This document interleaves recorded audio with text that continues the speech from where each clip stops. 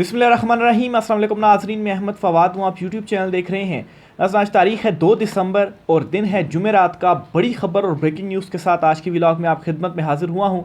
सबसे पहले तो आपको बताऊँगा कि इमरान खान साहब ने एक और लॉन्ग मार्च करने का इरादा कर लिया है और इस लॉन्ग मार्च से पहले पाकिस्तान तहरीक इंसाफ तहरीक भी चलाने जा रही है। ये लॉन्ग मार्च और तहरीक कब होगी, क्या इमरान खान साहब इस वक्त प्लानिंग कर रहे हैं, कुछ तफसीलात आपके साथ में शेयर करूंगा।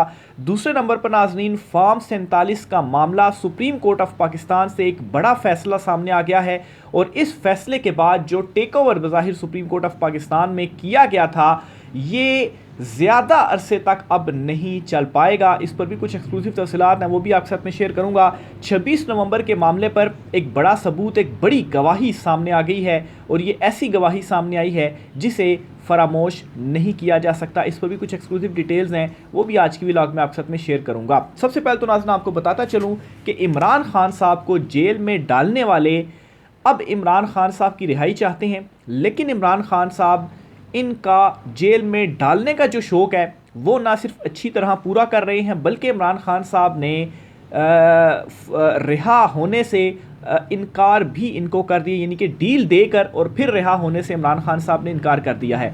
दो पैगाम इमरान खान साहब ने भेजे हैं। एक तो इमरान खान साहब ने ये कहा है कि कारकुनान की रिहाई तक मैं अपनी रिहाई नहीं चाहता। सबसे पहले सारे कारकुनान रिहा होंगे, फिर उसके बाद ही जो मेरी रिहाई है उस हवाले से जो चीज़ें हैं वो आगे बढ़ सकती हैं। और दूसरे नंबर पर इमरान खान साहब ने ये कहा है जी कि पाकिस्तान तहरीक इंसाफ का वक्त आ गया है। अब दुनिया की कोई जो ताकत है वो पाकिस्तान तहरीक इंसाफ को नहीं रोक सकती। अब ये इमरान खान साहब ने किस तनाजुर में कहा है, देखें, 2-3 बड़ी इंपॉर्टेंट चीज़ें हैं, ये समझने की ज़रूरत है।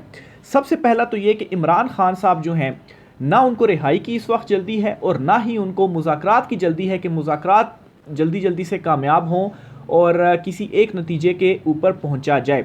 एक तो इमरान खान साहब ने कहा है जी कि मुज़ाकरात जो कि हुकूमत से चल रहे हैं 31 जनवरी तक का उसमें जो वक्त है वो मैं दे रहा हूं। और दूसरा, इमरान खान साहब ने खुद ही कह दिया कि मुझे रिहाई की अब जो जल्दी है वो नहीं है।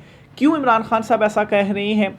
क्योंकि इमरान खान साहब को ये पता है कि आलमी दबाव जो इस वक्त पड़ रहा है, क्योंकि उसके ऊपर ये भी बयानियाँ बना रहे थे ना कि देखें जी, अब ट्रंप आकर इमरान खान को रिहा करवाएगा तो हकीकी आज़ादी का नारा जो है वो किधर गया। तो एक चीज़ में जो मुसलसल कह रहा हूँ आपने अपने जहनों में रखनी है कि ट्रंप ये नहीं करेगा आके फ़ोन करेगा और इमरान खान रिहा हो जाएगा, ऐसा नहीं होगा। जो सपोर्ट मिल रही थी इस मौजूदा चुनतखब रजीम को, इस रजीम में क्या होगा, वो जो सपोर्ट है या वो जो बाइडन इंतज़ामिया का हाथ था सरों के ऊपर, वो हाथ अब नहीं रहेगा। वो हाथ हटने से क्या होगा कि आलमी जो रद्द-ए-अमल रुका हुआ था वो आएगा, क्योंकि यहाँ पर मुसलसल इंसानी हकूक़ की जो खिलाफ वर्जियाँ हैं, पामालियाँ हैं, वो की जा रही हैं। तो एक तो ये चीज़ आप अपने जहन में रखें, ठीक है। अब आप थोड़ी देर के लिए अमरीकी दबाव, आलमी दबाव को भूल जाएं, सिर्फ आप ये जहन में रखें कि जो खिलाफ वर्जियाँ की गई हैं इंसानी हकूक़ की, इसका दबाव तो जेनुइनली बनता भी है और ये आना भी चाहिए और ये चीज़ें रुकनी भी चाहिए। दूसरे नंबर पर इमरान खान साहब क्यों इस वक्त रिलैक्स होकर अभी कह रहे हैं कि हम रिहा भी में नहीं होता, कोई जल्दी नहीं है मुज़ाकरात की भी। उसकी रीज़न ये है कि ये जो हुकूमत है, जब ये बैरूनी इनके सरों पर जो हाथ था वो हाथ हटते ही जो इनके ऊपर दबाव बढ़ता जा रहा है, इनसे जो जवाब तलबियाँ हो रही हैं, और फिर दूसरे नंबर पर जो अंदरूनी मामलात हैं वो भी बिगड़ते जा रहे हैं। कैसे जी? एक तो जो मईशत है वो बिल्कुल नहीं संभल रही, दिन ब दिन नीचे से नीचे आती जा रही है, और जो IMF का आगे पैसे वगैरह मिलने थे वो भी अब मुश्किल नज़र आ रहे हैं। फिर इसी तरीके से इकॉनमी की जो सारी सूरत हाल है और जो अवामी मुज़म्मत है वो भी इस वक्त मुसलसल बढ़ती जा रही है। तो इमरान खान साहब अब रिलैक्स इसलिए हो गए हैं क्योंकि अब उनको ये नज़र आ गया है कि ये जो चुनतखब हैं ये कुछ अरसे के बाद खुद ब खुद ही कोलैप्स कर जाएंगे। ये जो सिस्टम है ये सारे का सारा खुद ही कोलैप्स कर जाएगा, यानी कि आलमी दबाव जो बढ़ रहा है, जो मईशत की सूरत हाल है और जो अवामी मुज़म्मत है, इसी वजह से इमरान खान साहब से ये डील लेने की इसलिए इस वक्त जो भरपूर कोशिशें हैं वो कर रहे हैं कि किसी तरह से इमरान खान हमें डील दे दें, तो उससे क्या होगा कि जो हमारे ऊपर दबाव आ रहा है उसको हम टैकल कर सकेंगे। एक चीज़ तो ये, इस वजह से इमरान खान साहब जो है वो बड़े रिलैक्स्ड हैं। दूसरा ये जी, ये बौखलाए हुए हैं और इमरान खान साहब के अगेंस्ट दो मुख्तलिफ बयानियाँ बना रहे हैं जो आपस में ही क्लैश कर रहे हैं। पहला क्या, एक तो ये कह रहे हैं कि बुशरा बीबी साहिबा जो हैं उनको रिहा इसलिए किया गया ताकि इमरान खान साहब के साथ वो डील करा सकें और इमरान खान साहब को राज़ी कर सकें। दूसरी तरफ 26 नवंबर के बाद क्या बयानिया बनाया गया जी कि बुशरा बीबी जो हैं वो डी चौक जाने पर बाज़िद थी और वो डी चौक में गई, जिसकी वजह से जो एक डील हो रही थी हमारी और उसके नतीजे में इमरान खान साहब की रिहाई हो रही थी, तो वो फिर नहीं हो सकी। इसका मतलब ये हुआ कि बुशरा बीबी जो हैं वो डील में रुकावट है, उनकी वजह से जो डील है वो नहीं हो सकी। तो किसी एक बात के ऊपर तो आप आ जाएं। पहले आप कहते हैं कि उनको रिहाई इसलिए मिली कि वो डील करवा रही है, दूसरी तरफ आप ये कह रहे हैं जी कि वो डील होने नहीं दे रही। तो ये इस वक्त इनके होश उड़े हुए हैं, समझ नहीं इनको आ रही कि हम करें तो करें क्या, और उल्टे सीधे इस किस्म के जो बयानिए हैं वो बना रहे हैं और जो कि बुरे तरीके से आवाम के अंदर पिट रहे हैं। अब इमरान खान साहब और फिर इनके इस बयानी के अंदर ये इतराफ़ भी है कि इमरान खान जो है वो हमें डील नहीं दे रहा। देखें, अगर आप ये कहते हैं ना कि बुशरा बीबी को रिहाई इसलिए मिली कि वो इमरान खान के साथ डील करवा सकें, तो इसमें ये इतराफ़ है ना कि आपने कोशिशें की हैं इमरान खान साहब से, इमरान खान डील नहीं दे रहा तो बुशरा बीबी को रिहा करके चले, उनके थ्रू जो डील है वो करवा लें। लेकिन फिर आप ये भी कह रहे हैं कि वो डील भी नहीं होने दे रही। तो असल मसला इस वक्त ये है कि ये डेस्परेट है इस वक्त इमरान खान की रिहाई के लिए भी और इमरान खान साहब से डील के लिए भी। और इनको ये भी मालूम है कि अगर इमरान खान साहब ने हमें डील ना दी तो, और उसके बदले में अगर हम खान साहब को ये ब्लैकमेल करें जी कि हम आपको रिहाई नहीं देते, तो ये चीज़ अब नहीं होगी। इमरान खान रिलैक्स होकर बैठा हुआ, और मैंने रीज़न्स आपको बताई कि ये जो सिस्टम है ये कोलैप्स करने जा रहा है। कुछ महीनों की अब जो गेम है वो बाकी रह गई है, और ये मैं उस सूरत में बता रहा हूँ कि अगर अमेरिका से उस तरह का प्रेशर ना आए, अमेरिका सिर्फ और सिर्फ ये कर दे कि जो रजीम चेंज वो करता है और जो हाथ है उसका सरों पर वो अगर हटा दे, जो कि बाइडेन इंतज़ामिया के जाते ही हट जाएगा, तो सिर्फ इतना काम करना है, बाकी कुछ भी नहीं।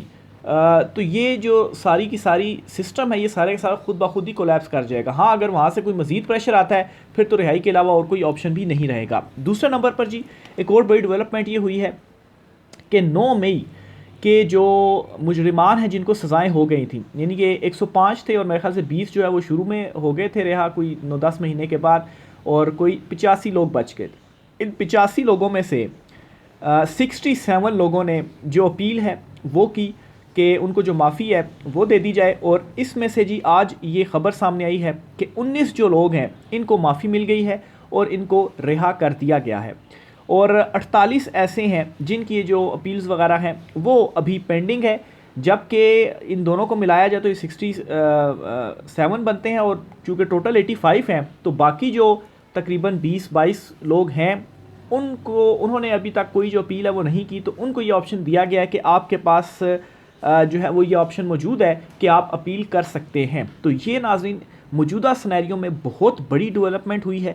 दूसरी तरफ अदालतों से भी कुछ ज़मानतें और जो रिलीफ है वो मिल रहा है, लेकिन खैर ये अभी उस तरह से नहीं है। हज़ारों की तादाद में जो लोग हैं वो इस वक्त जेलों में पाकिस्तान तहरीक इंसाफ के कारकुनान हैं, लेकिन जब ये सारा मुज़ाकरात का माहौल बना हुआ है उस दौरान ये स्टेप उठाना माफ़ कीजिएगा, ये इस तरह से भी इसको देखा जा सकता है कि इमरान खान के सामने रखा जाएगा, देखें जी इनको तो माफ़ी मिल गई है और इनकी जो रिहाई है वो हो गई है, तो आप भी जो अब हमें डील है वो दें। लेकिन खान साहब ने एक चीज़ इनको क्लियर कर दी हुई है, एक तो जो 9 मई है इसके ऊपर मैं क्यों माफ़ी मांगूँ, हमने तो कुछ किया ही नहीं है, ये तो फॉल्स फ्लैग ऑपरेशन है, इमरान खान साहब का मौक़िफ़ है। फिर इमरान खान साहब 26 नवंबर के मामले के ऊपर डटे हुए हैं कि इंसाफ होगा। 26 नवंबर का जो मामला है, दिन जूं जूं गुजर रहे हैं, नए नए सबूत, नई नई गवाहियाँ जो हैं वो सामने आ रही हैं।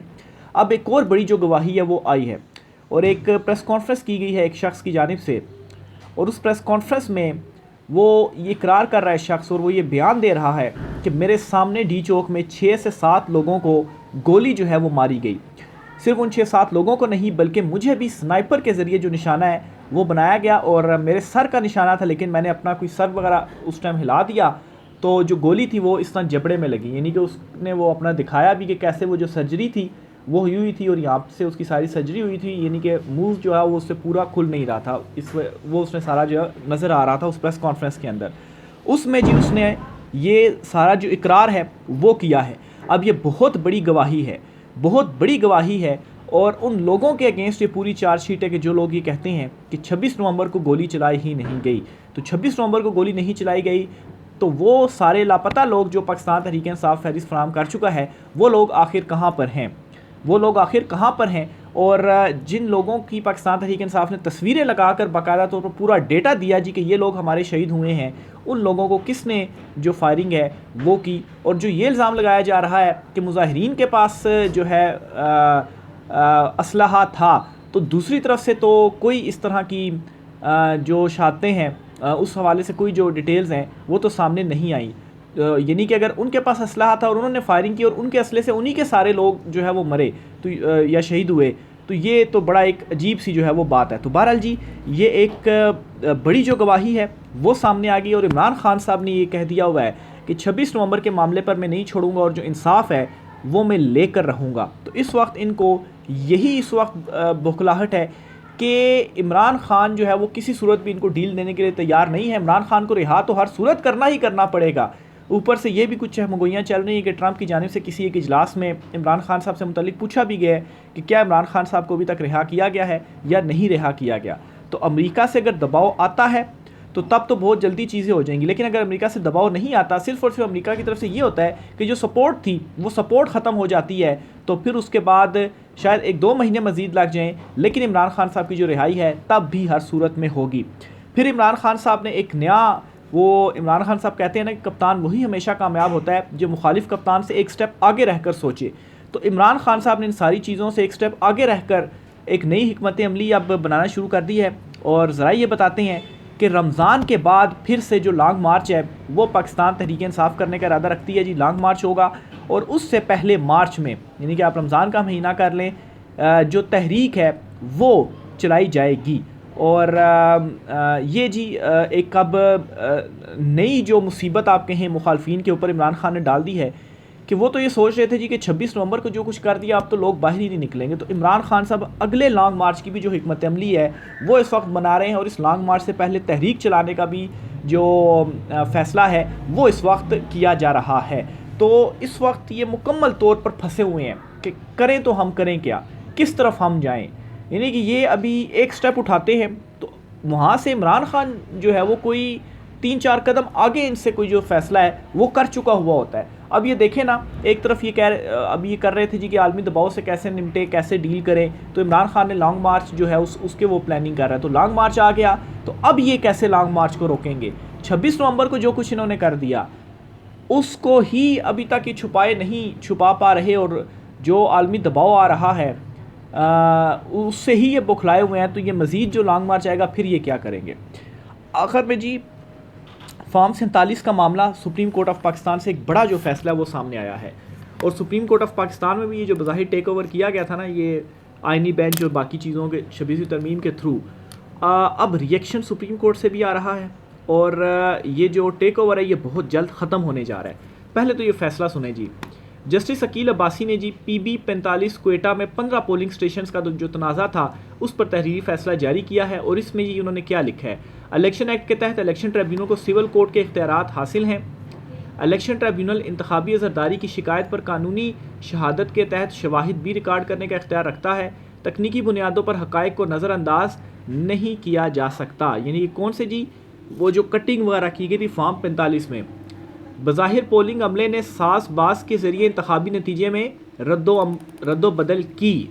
पोलिंग अमले में ये कौन सा पोलिंग अमला था जी, जो चीफ जस्टिस कादी फ़ायद ईसा साहब ने उस टाइम वो रिजेक्ट किया था और जुडिशरी से जो अमला है आरोज़ हैं वो नहीं लेने दिए गए थे और ब्यूरोक्रेसी से लिए गए थे। तो ये सुप्रीम कोर्ट का फैसला है जिसमें लिखा गया बज़ाहिर पोलिंग अमले ने सास पास की, वो मिले हुए थे और इंतखाबी नतीजे में रद्दो बदल की गई। दरख्वास्त गुजार के 4912 वोटों में फॉर्म 45 के ज़रिए इजाफा किया गया। मुखालिफ उम्मीदवार के वोट 1623 ही रहे। इलेक्शन ट्रिब्यूनल के रिकॉर्ड के मुताबिक 15 पोलिंग स्टेशन के फॉर्म 45 में फ्रॉड किया गया। इलेक्शन ट्रिब्यूनल का फैसला दुरुस्त है और इसके खिलाफ जो अपील है वो सुप्रीम कोर्ट ऑफ पाकिस्तान ने खारिज कर दी है। तो ये जी एक बड़ा फैसला है फॉर्म 45 फॉर्म 47 वालों के अगेंस्ट। और अभी तो ये मामला सिर्फ पहला एक फ़ैसला है, ये जब मामला खुलेगा ना तो फिर ये जो लास्टिक की शलवार है वो खुद ब खुद इनकी उतरना शुरू हो जाएगी और ये मामले खुलने जा रहे हैं। आगे से जो तब्दीली होने जा रही है, जनवरी का महीना बहुत ज़्यादा इंपॉर्टेंट है। राय का इज़हार कीजिएगा। आज के व्लॉग से इतना ही, इजाज़त दीजिए, अल्लाह हाफ़िज़।